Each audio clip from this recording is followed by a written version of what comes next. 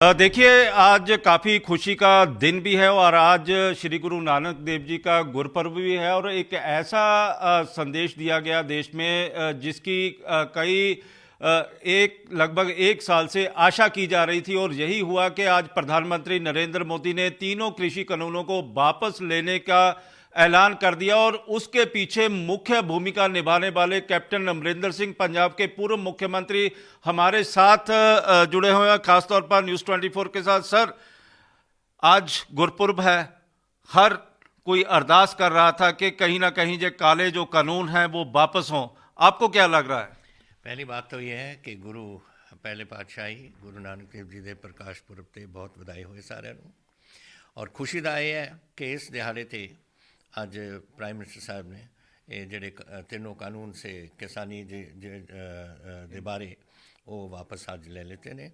मैं प्रधानमंत्री जी का और मैं होम मिनिस्टर साहब का और साਰਿਆਂ ਦਾ बहुत धन्यवादी है, शुक्रगुजार है कि कुछ किया है।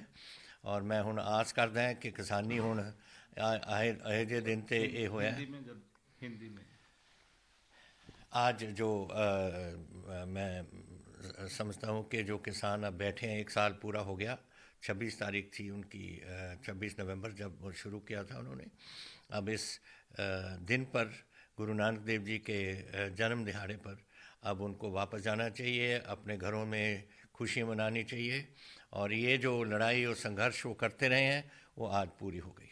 आज लग रहा है कि श्री गुरु नानक देव जी का गुरपुर्ब किसानों को समर्पित कर दिया है केंद्र सरकार ने, क्योंकि लगातार ही आप पिछले 3 महीनों से प्रयास भी कर रहे थे और ये भी कहा जा रहा था कि आपकी नज़दीकियों का जो फ़ायदा है वो कहीं ना कहीं जो किसान हैं उनको मिलता हुआ दिखाई दिया। नहीं, देखिए, मैं कोई क्रेडिट नहीं लेना चाह रहा। मेरी तो ड्यूटी बनती थी कि मैं जाके उनको बताऊं जो दिल्ली की हुकूमत है कि क्या प्रॉब्लम्स हैं और कैसे हम इनको दूर कर सकते हैं। इतना ही मेरा था।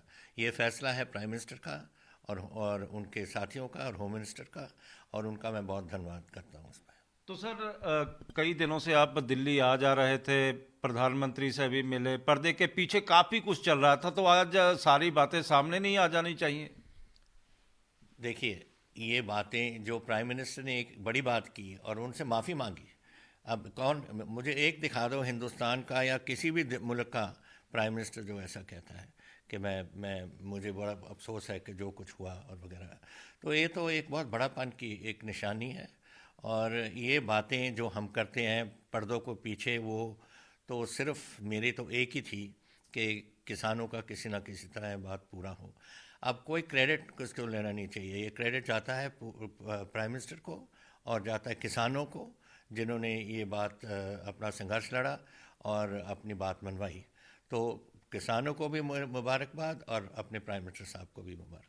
कैप्टन साहब, एक बात बताइए जो सभी लोगों में इस समय चर्चा का विषय भी बना हुआ है कि जो केंद्रीय मंत्री थे वो केंद्र सरकार को, चाहे प्रधानमंत्री थे या गृह मंत्री थे, उनको समझाने में असफल रहे। तो आपने ऐसी कौन सी टेक्निक अपनाई कि आप समझा पाने में उनको सफल हो गए, या फिर चुनाव आने वाले थे और इसके लिए ही केंद्र सरकार झुक गई? नहीं नहीं नहीं नहीं, ये ऐसी कोई बात नहीं है।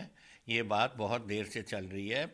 407 हमारे किसान मरे हैं पंजाब के, पता नहीं और स्टेटों के कितने मर गए। 700 कहा जा रहा है टोटल में भी, पर मैं तो पंजाब की बात कर सकता हूँ। जब मैं छोड़ा, जब मैं चीफ मिनिस्टर का जो मेरा था उससे मैं उतरा हूँ, उससे तब तक 407 पंजाब में हुए थे। अब पता नहीं कितने हो गए, लेकिन पूरे हिंदुस्तान में से संघर्ष चल रहा था। यूपी बॉर्डर का भी, बाकी राजस्थान से, हरियाणा से भी कर, तो और होंगे लोग उसमें, मैं तो अपना जानता हूँ।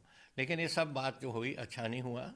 और लेकिन जो आज ये पुरानी बातें अब छोड़ें, अब आगे की बात करें।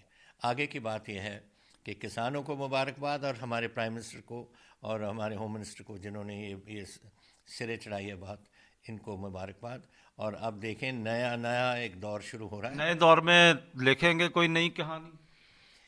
मैं तो नहीं लिखूंगा, लेकिन लिखी जाएगी, हिंदुस्तान के इतिहास में ज़रूर आएगी।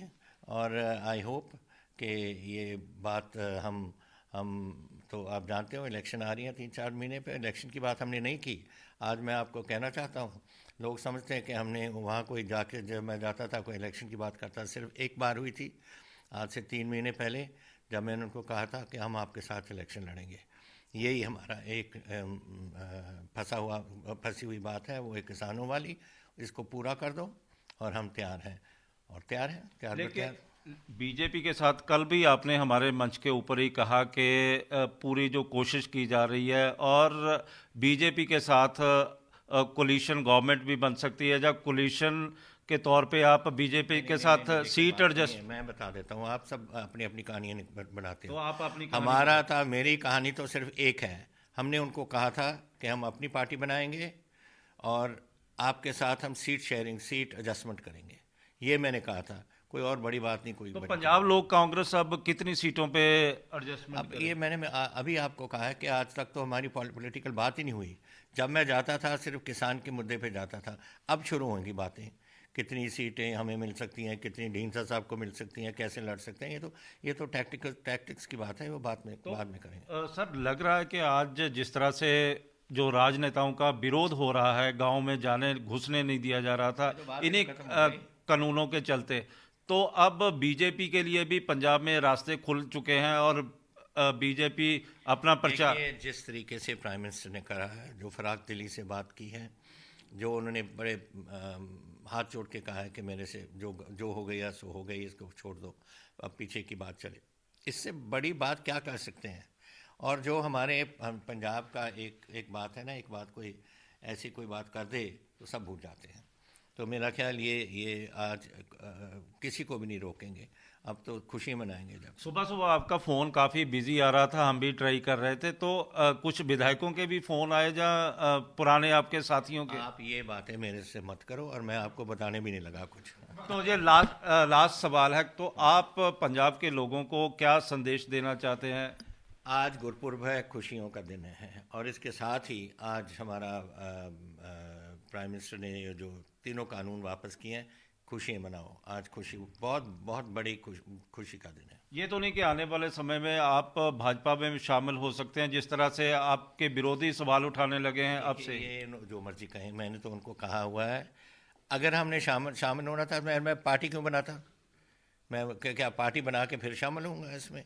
क्या ये तो ये सोचते नहीं जो लोग करते हैं। मैंने उनको कहा था कि हम अपनी पार्टी बनाएंगे और आपके साथ सीट एडजस्टमेंट करेंगे। उसका मतलब क्या हुआ? अलग पार्टी और हम एडजस्टमेंट करेंगे सीटों पे। तो कहाँ से ये बात चली कि भाजपा में शामिल होंगे? मैंने तो कभी नहीं कहा, किसी ने भी नहीं कहा। ये कांग्रेस वालों ने कहना है, कहने दो। तो सर, लग रहा है कि कांग्रेस के लिए काफ़ी परेशानियां पैदा होंगी पंजाब में, जिस तरह से आपने कांग्रेस के प्रति रुख अपनाया हुआ है। मुझे नहीं मालूम कि क्या होगा, लेकिन उनको जीतने दे देंगे, हम जीतेंगे, बस इतना ही हमें। ये थे कैप्टन अमरिंदर सिंह, जो बता रहे थे कि कांग्रेस के लिए परेशानियां लगातार ही जारी भी रहेंगी और उनको पूरी तरह जीतने नहीं दिया जाएगा, बल्कि पंजाब में एक ऐसी पार्टियों की स्थापना कर दी जाएगी, चाहे वो पंजाब की उनकी पंजाब लोक कांग्रेस है, भारतीय जनता पार्टी है, या सुखदेव सिंह ढींढसा वाला जो ग्रुप है। सीट शेयरिंग जल्दी ही होने जा रही है और सीट शेयरिंग के बाद पंजाब की राजनीति पूरी तरह गर्मा जाएगी, क्योंकि इन्हीं कानूनों के ऊपर ही पंजाब की राजनीति अप एंड डाउन हो रही थी, उतार चढ़ाव आ रहे थे। और आज जिस तरह से प्रधानमंत्री नरेंद्र मोदी ने जो सारे का सारा ऐलान कर दिया है तीनों कानूनों को वापस लेने का, और आज कैप्टन अमरिंदर सिंह ने भी कहा है कि अब किसानों को दिल्ली के बॉर्डर खाली कर देने चाहिए और कानून जल्दी ही वापस भी हो जाएंगे। नमस्कार, मैं हूं मानक गुप्ता। अगर आपको हमारा ये वीडियो पसंद आया हो तो इसे लाइक और शेयर जरूर करें, और हाँ, हमें सब्सक्राइब और फॉलो करना ना भूलें, ताकि आप देश और दुनिया की कोई खबर मिस ना करें।